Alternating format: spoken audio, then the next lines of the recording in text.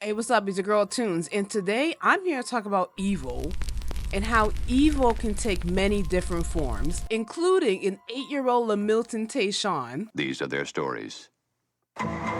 Now, I'm sure some of you are aware that this is based on a real-life story, but for those who aren't aware, this episode parodies the life of Latarian Milton. Latarian Milton is best known as a juvenile delinquent internet sensation whose actions made headlines at a young age. He first gained notoriety in 2008 when, at just 7 years old, he stole his grandmother's truck and embarked on a reckless joyride throughout Palm Beach, Florida. I want to do it because it's fun. It's fun to do bad things. To drive into a car. But did you know that you could perhaps kill somebody? Yes, but I wanted to do hood rat stuff with my friend. How much signal I need to cut across 8 lane? None? I turn now. Good luck, everybody else.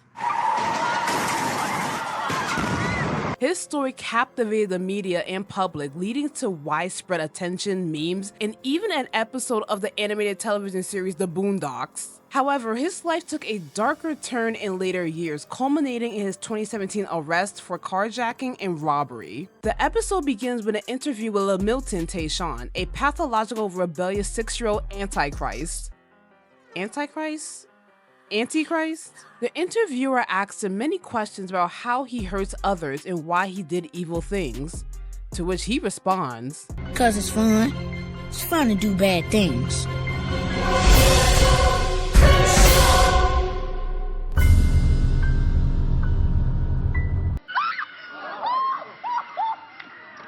Lord, I'm having a Damn, this is some scary shit. 2 years later, the scene shifts to an 8-year-old Lamilton picking up Riley in the SUV he stole from his grandmama. They out here doing real-life GTA. You smoke with cigarettes? Do I smoke with cigarettes? Man, I be smoking with cigarettes all the time.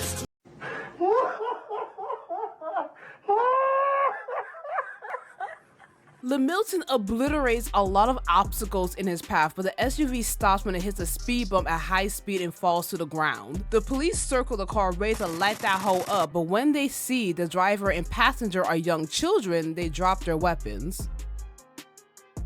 This could have turned out a whole lot differently if they were older. Back at the crib, Granddad is giving Riley a whooping of a lifetime. Lamilton appears on the news giving his interview.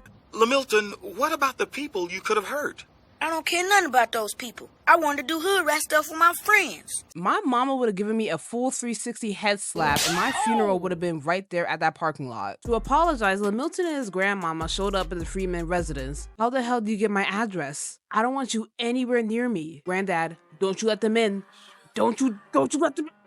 Damn. The grandma then explains why Lamilton is the way he is. It's so lengthy and dull, it puts everybody to sleep. Lamilton blatantly fabricates an apology. I'm sorry about taking my grandmama's car. I learned from my lesson. I'll do better. Yada yada yada, so on and so forth. Then, with the hopes of never seeing them again, Granddad escorts them out.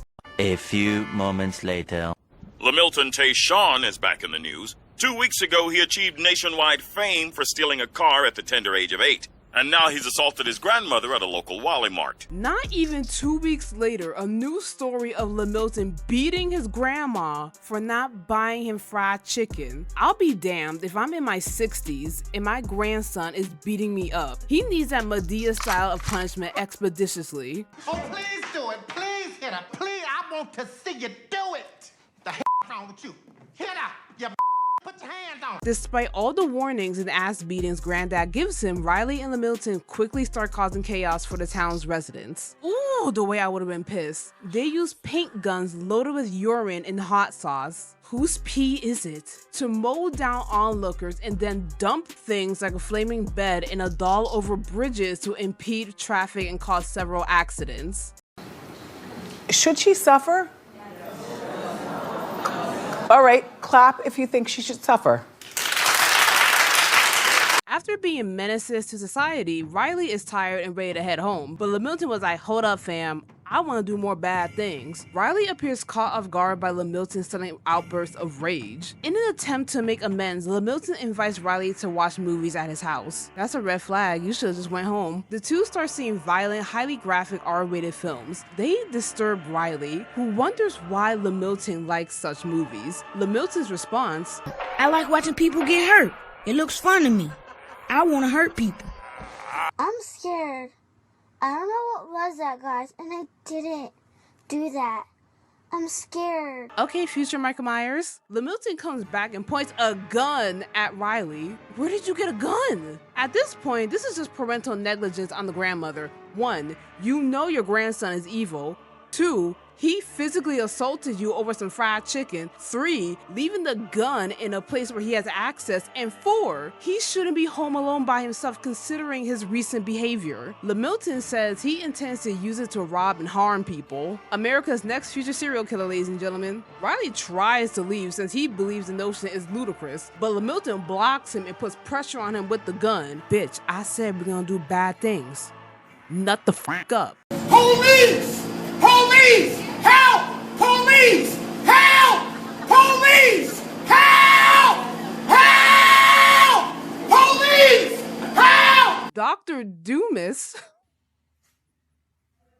We really couldn't come up with anything else, huh? Arrives at the Freeman house to inform Granddad to keep Riley away from Lamilton. He admits that he's been stalking and been trying to keep Lamilton imprisoned. Dr. Dumis was the interviewer at the start of the episode. He says he remembers Lamilton's expressionless face and that whatever was behind it was not human and that he needs to be stopped, and went on to say he might be the Antichrist. The blackest eyes, the devil's eyes.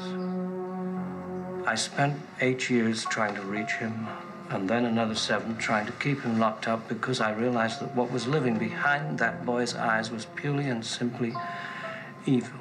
I can't make this shit up. I love the Boondocks. They're doing a parody of Latarian Milton while doing a parody of the Halloween franchise. We'll never have another show like this. Riley attempted to distance himself from Lamilton only to get jump scared by him. Riley tries to tell Lamilton they can't be friends no more, and of course Lamilton respects that and goes home. Liar!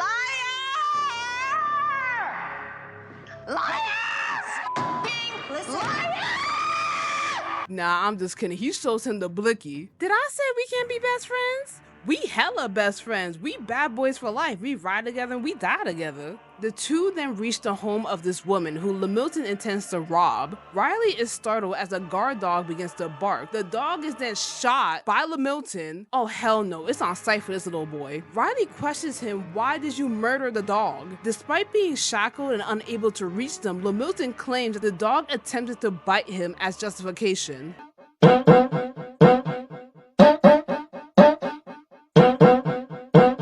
Man, you sick. I think you don't want to be friends no more. I think you gonna tell on me for shooting a dog. Man, I ain't no snitch, but you got problems, yo. Just stay away from me, man. The following day, Lamilton is taken into custody after Dr. Dumis, who has been spying on him, informs the authorities. You know, sometimes stalking is good. Dr. Dumis informs Riley he has nothing to fear since Lamilton is now in the system, but Riley worries that Lamilton will think he snitched.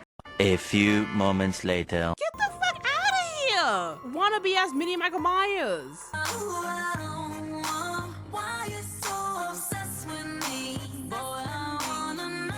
Dr. Dumis calls Granddad in a hurry and said, bitch, he escaped prison about to body your grandson. The two Freemans get the shoddy, other weapons, and head out. That's the type of timing I'm talking about. After being released from detention, Riley finds Lamilton at his locker.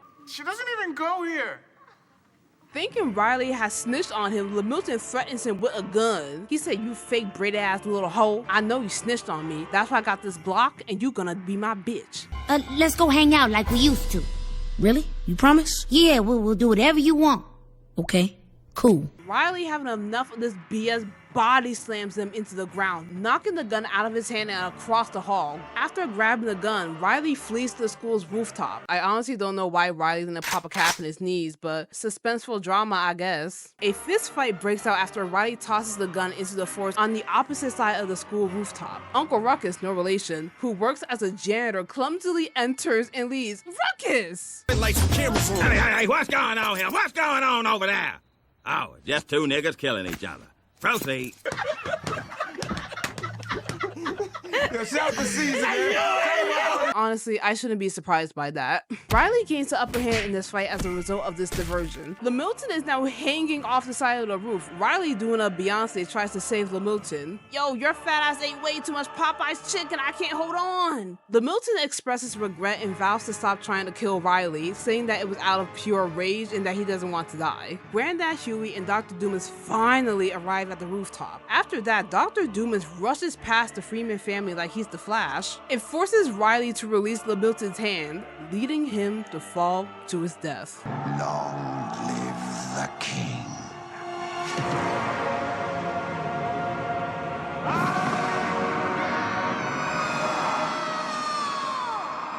While Dumis is happy with his act, the Freeman family is appalled by this. Granddad notices, however, that Lamilton is gone? He just pulled a Michael Myers on us. Oh wait, he's just hobbling away. Dr. Dumis then leaps from the roof on top of him, shocked, and declares that Lamilton must die. Destroy you! Somebody call my grandmother!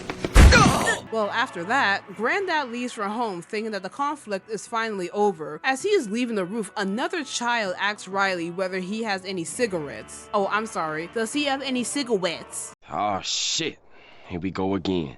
Might as well tell Latarian Milton's story while I'm at it. I'm sure a lot of you are already aware of his story, but let's talk about as he grew into a young adult. Latarian Milton grew older. He appeared to be making an effort to change. During his education, he reportedly aspired to play football, pursue engineering, or even join the US Navy. However, his criminal behavior resurfaced in 2017. Alongside a group of friends, Milton ordered a Lyft ride, then proceeded to rob the driver, forcibly remove him from the car, and drove away. This serious offense led to his arrest and subsequent charges of carjacking and robbery. After multiple court proceedings, Latarian Milton was sentenced to 15 years in prison for his involvement in the carjacking and robbery. Deputies say a Lyft driver picked up 4 young males and a female early Sunday morning and drove them to Windora Way in West Palm Beach. That's where the female exited the vehicle. Investigators say the suspects told the driver to take them to another location. When the driver refused, authorities say one of the suspects pulled out a handgun and hit the driver in the back of the head. As of 2024, he remains incarcerated, serving his sentence in a juvenile detention facility turned adult prison. His story serves as both a cautionary tale about youth delinquency and a reflection on how early life notoriety can lead to troubling consequences. I'm sorry what I did to my grandma's truck, and I'm sorry what I did to all you people in the hospital. And I love you, and I hope you be in prayer. Because it's fun. It's fun to do bad things. Bombastic side-eye. Criminal offensive side-eye. And as always, don't forget to like, comment, and subscribe. Hit that notification bell so you get updated when I drop new vids. And I'll see you guys next time. Bye!